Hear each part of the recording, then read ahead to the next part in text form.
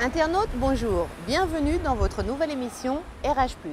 Nous allons aujourd'hui à la rencontre de Monsieur Villiers-Moriamé, président d'Euroland. Allons-y, suivez-moi. Monsieur Villiers-Moriamé, bonjour. Bonjour. On parle beaucoup de recentrage sur le métier des assureurs. Qu'en est-il? Qu'est-ce que vous pouvez nous en dire?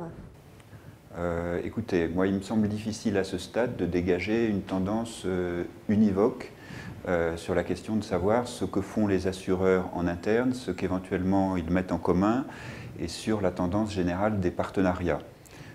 Si je devais résumer les tendances qu'on observe, le mot-clé c'est opportunisme, dans le bon sens du terme, c'est-à-dire que les acteurs aujourd'hui du monde de l'assurance sont soumis à différents types de forces qui les amènent effectivement à se restructurer, à se réorganiser, à nouer des nouveaux partenariats, des nouveaux modes de travail en commun. Pour ce qui concerne les types d'organisation, je dirais qu'il faut distinguer entre les gros intervenants du marché qui ont tendance à garder en interne l'ensemble des savoir-faire nécessaires à l'exercice de leur activité, mais à se restructurer. Par exemple, chez les gros acteurs du marché, il était classique de centraliser l'activité informatique. On observe une tendance générale à mettre en place des centres de services partagés en matière, par exemple, de gestion des ressources humaines, sachant que des tâches relativement industrialisables comme la paye sont beaucoup plus volontiers externalisées. Pour, je dirais, le plus grand nombre d'intervenants, on ne peut pas être bon partout. C'est-à-dire qu'on observe quand même une tendance à la spécialisation, voilà, avec beaucoup de partenariats transgenres entre les différentes familles en termes de gouvernance, les familles capitalistes, mutualistes, paritaires, publiques. Donc tout le monde fait des affaires avec tout le monde, il n'y a pas assez peu d'œillères en la matière.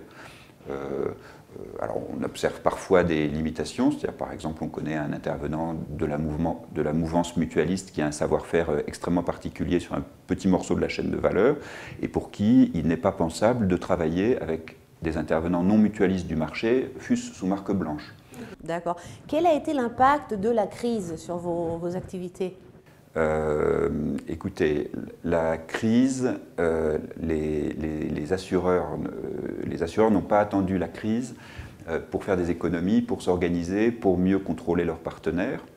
Elle a sans doute eu un effet psychologique, parce que la crise, elle est souvent d'abord dans les têtes, en différant certaines décisions d'investissement, certains projets qu'on voit réémerger parce que c'est la loi des choses. Ça, on voit réémerger les projets, ils sont là. Et il faut nuancer mon propos parce que la crise a eu un effet dépressif sans doute à un certain moment, mais elle se combine avec Solvabilité 2, qui est un puissant générateur de projets chez les clients et qui structure beaucoup de choses, spécialement chez les intervenants du marché de l'assurance qui n'étaient pas dans des logiques fortes de contrôle interne.